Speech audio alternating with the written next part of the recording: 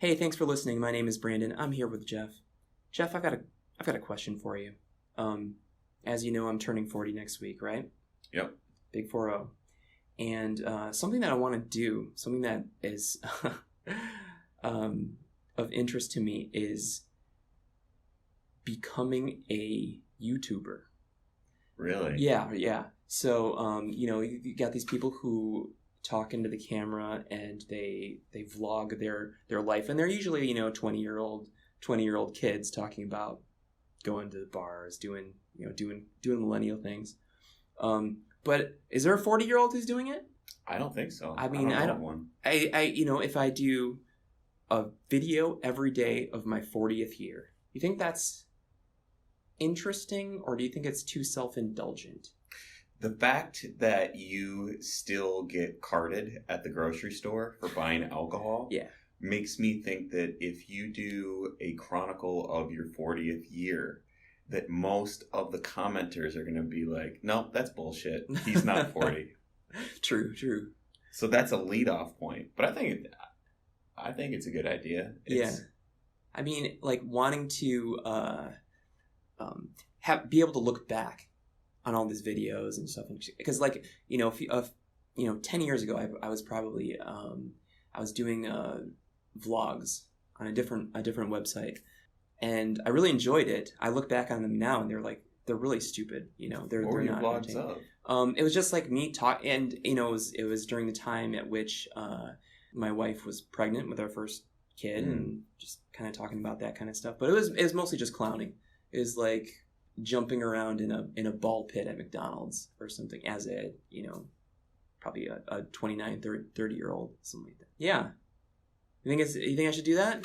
Well, it seems like you what I'm thinking of is like you tend to like cling on to the germs of these ideas as big life moments. Yeah. It's interesting that you did it when your wife was pregnant with your first child? No, I think it could be good. I don't know of anything that's chronicling of a 40th year kind of thing. I think that's the reason to do it, right? It depends. Like, can you sustain content? Well, that's the question. Would it be better to do something every day and try to reach for something to talk about every day that's going to be unique and interesting, or do one per week or one every couple of days? Like I think holding myself to I'm going to do 365 videos and represent each day that I am 40, but it might be watered down, it might not be interesting, and the quality might suffer if I do. But I think that the novelty of that might be helping its audience. I think there's something to the routine and there's something to the challenge, right? Yeah. Like this is crazy niche and obscure, but Crooked I, a rapper that I used to enjoy a lot more back in the late 2000s.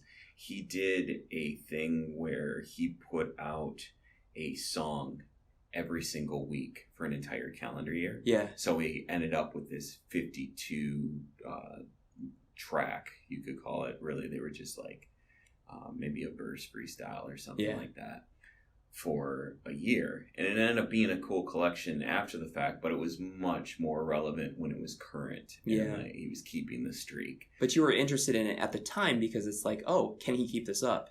Can he keep this up? And there's a regularity to it. Like, I can expect it. I know, hey, it's Thursday. I wonder if he's put one out yet. Oh no, it's Friday. Yeah. I don't know. Is he gonna get to it by Saturday? Like, he's a rapper. He goes in certain circles. Yeah. He's got a lifestyle that he's got to maintain on the weekend. Is he gonna get it? Oh, there it is. Yeah. Time to listen to it. And so a lot of times the build up was more of the engagement for me than the actual track that he was delivering, because you kind of knew that it was going to be of a certain standard. Yeah. It's not going to be a polished studio track that's been worked over several times. Sure. It's going to be largely him throwing on some whatever Lil Wayne instrumental was popular at that point. Probably, but it was raw. Yeah, he puts a Millie beat on and then shreds it and then makes you hungry for more. Yeah. Right? But it's raw, and it's more about the build up. Like I said, the anticipation and the regularity of it. Sure. So, And the challenge of it is something that would, I think, drive creativity as well. Right? Right? Yeah. And like if I have an excuse to miss a day, then I have an excuse to miss 2 days, and it's gonna, and I think doing something like this and trying to build an audience and create a channel is posting the regularity and being able to produce long term. Yeah, I'll watch that. I mean, the younger kids have got the things to to show. They're all the kids are going to the hippity hop shows, and they're showing up all the people in the Jello pudding.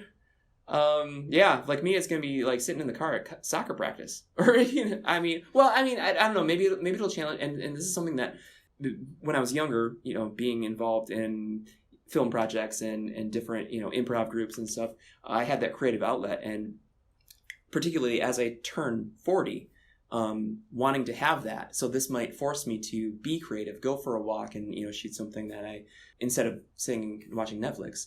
I think that's the biggest thing, is that as a minimum expectation, you should expect it to evoke some sort of creativity in yourself, because you're setting up a very rigid form to work within, and ultimately it's got to support you to be creative, produce content, while being a little bit disruptive to your life. A little bit, like adding a little stress to your life, but not adding so much that you just give up on it.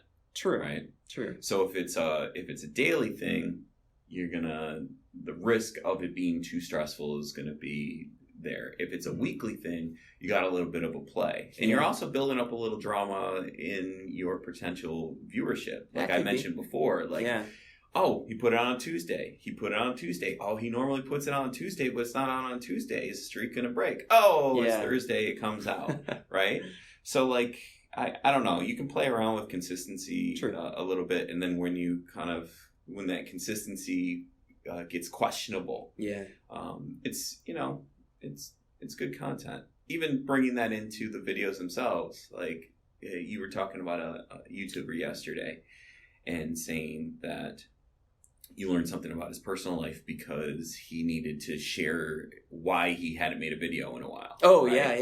Our former colleague. Yeah. So, that's interesting to me. Like when real life gets brought into this content, not because that author, the artist wants it to be the focus, right? But it's a reason why it hasn't happened in a little while, because it's just kind of context setting for the reoccurrence of videos. Right. That's kind of cool, I think. Anyway, I find that interesting. Other people, it's just a footnote and it doesn't matter. Sure. You can learn about a person but it's not the intent for the person to tell you. Like, it's not like you coming on and inventing all the time, right? Right.